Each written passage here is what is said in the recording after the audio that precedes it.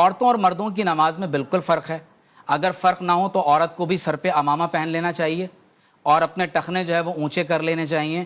رہا عورت پگڑی باندھ لے نہ باندھے، پگڑی کا نام نماز ہے. صفا مروہ کے اندر میلین اخضرین کے اندر حضور علیہ الصلوۃ والسلام دوڑے تو عورتوں کو بھی اسی طرح دوڑنا چاہیے، لیکن ان حضرات کے نزدیک بھی وہ لبیک آہستہ پڑے گی، میلین اخضرین کے درمیان وہ نہیں دوڑے گی. کیا آدمی اور عورت کی نماز کا طریقہ ایک جیسا ہوگا؟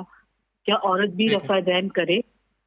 اور یہ سوال اہل حدیث کے مولوی سے ہی ہے، بس اور کسی سے نہیں ہے. ویسے تو قرآن و سنت نے سچی بات ہے، جو میری تحقیق ہے اس میں کہیں فرق نہیں ہے مرد اور عورت کی نماز میں، اس لیے کہ اللہ کا رسول عورتوں کا بھی نبی ہے اور مردوں کا بھی نبی ہے. اور آپ کا یہ حکم کہ صلو کما رأیتمونی اصلی، نماز ایسے پڑھو جیسے مجھے پڑھتے ہوئے دیکھا ہے. یہ نہیں فرمایا کہ عورتیں ایسے پڑھیں جیسے عائشہ پڑھتی ہے. عائشہ کو بھی یہی کہا کہ ایسے ہی پڑھو جیسے میں پڑھتا ہوں. صلو کما رأیتمونی اصلی، جیسے میں پڑھتا ہوں ایسے نماز پڑھو. اب چونکہ آپ مردوں کے بھی نبی ہیں عورتوں کے بھی نبی ہیں، آپ نے یہ تفریق کر کے نہیں بتایا کہ عورت سینے پر ہاتھ باندھے، مرد ناف پر ہاتھ باندھے، مرد رفع الیدین نہ کریں عورت کرے. ایسا کوئی تفریق کوئی فرق آپ نے نہیں بتایا. عورتوں اور مردوں کی نماز میں بالکل فرق ہے.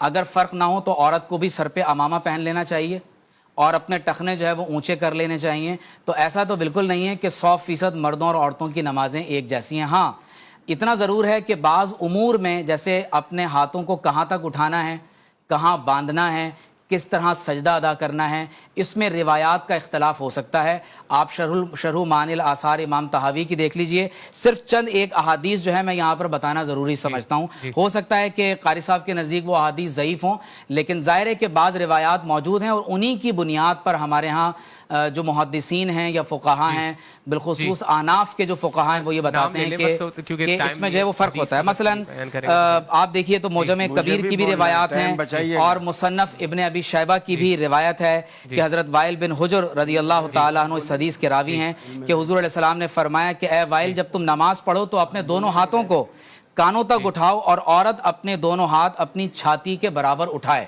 اب ظاہر ہے کہ یہ بھی ایک حدیث ہے. ایک اور حدیث میں یہ بات ذکر ہے کہ یہی بات کہی گئی کہ نبی کریم صلی اللہ علیہ وآلہ وسلم نے یہی نصیحت فرمائی کہ حضرت ام دردہ رضی اللہ تعالیٰ عنہ کو اس نصیحت کے مطابق یہ دیکھا گیا کہ آپ جب نماز شروع کرتی تھیں تو اپنے ہاتھوں کو کندھوں کے برابر اٹھاتی تھیں. تو یہ صرف چند ایک مثالیں، اور بھی روایات اگر آپ دیکھیں بالخصوص امام علامہ عینی کی، کیونکہ وقت نہیں ہے کہ اس پر مزید بات کی جائے، کہ نخب الافکار جو آپ نے شرح معانی الآثار کی شرح لکھی ہے، تو اختلاف کی بنیاد یہ ہو سکتی ہے کہ یہ زیادہ استر ہے، یہ زیادہ ان کے لیے قریب از شریعت ہے، یا اس میں استحبابی فرق ہو سکتا ہے، لیکن ایسا نہیں ہے کہ ان کی نماز نہیں ہوگی یا اس میں کوئی حرام اور حلال کا فرق پیدا ہو جاتا ہے. پہلی بات تو یہ ہے ہاتھ سینے تک اٹھانا یا کندھے تک اٹھانا یا کانوں کی لو تک اٹھانا، مردوں میں بھی یہ رائج ہے.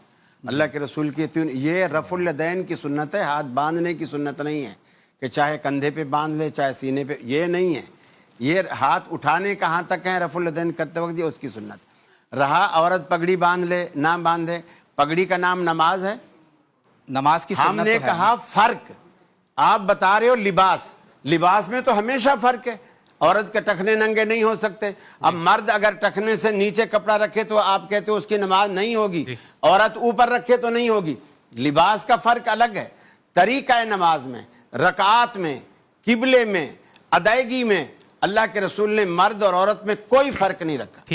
دونوں کا پیغمبر ایک ہے اور ایک کا فرق ہے تو اس میں کوئی بات ہی نہیں ہے. دوسرا میں مردوں اور عورتوں کی نماز کے فرق کے حوالے سے ایک مختصراً بات کروں. ڈاکٹر صاحب نے کہا کہ اللہ کے رسول سب کے رسول اور پیغمبر تھے، مردوں اور عورتوں کے.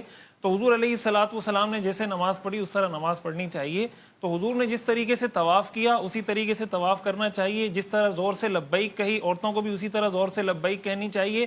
صفا مروہ کے اندر میلین اخضرین کے اندر حضور علیہ الصلوۃ والسلام دوڑے تو عورتوں کو بھی اسی طرح دوڑنا چاہیے، لیکن ان حضرات کے نزدیک بھی وہ لبیک آہستہ پڑے گی، میلین اخضرین کے درمیان وہ نہیں دوڑے گی. حالانکہ کوئی صحیح حدیث اس پر موجود نہیں ہے کہ میلین اخضرین کے درمیان عورت آہستہ چلے گی، بلکہ یہ سنت عورت کی ہے. حضرت ہاجرہ کی سنت ہے جس کو ہم پورا کر رہے ہوتے ہیں، اور حضور علیہ الصلوۃ والسلام سے دوڑنا ثابت ہے. اور کسی صحیح حدیث سے یہ ثابت نہیں ہے کہ عورت اور مرد کی صحیح کے اندر فرق ہے، لیکن یہ فرق کیا جاتا ہے. تو بہت سی چیزیں جیسے روایات موجود ہوتی ہیں اگرچہ وہ فی نفسی ضعیف ہوں، لیکن کوئی چیز جب اس کے ساتھ تواتر عملی شامل ہو جاتا ہے، جب ایک عملی تواتر کے ساتھ وہ چیز چلتی چلی آ رہی ہوتی ہے، تو پھر وہ خود ایک سند ایک حیثیت حاصل کر لیتی ہے شریعت کے اندر, اس کی ایک حیثیت ہوتی ہے یتبع غیر سبیل المؤمنین جو قرآن کریم کے اندر بتایا گیا, اس کی وجہ سے وہ خود ایک حجت کی شکل اختیار کر جاتی ہے.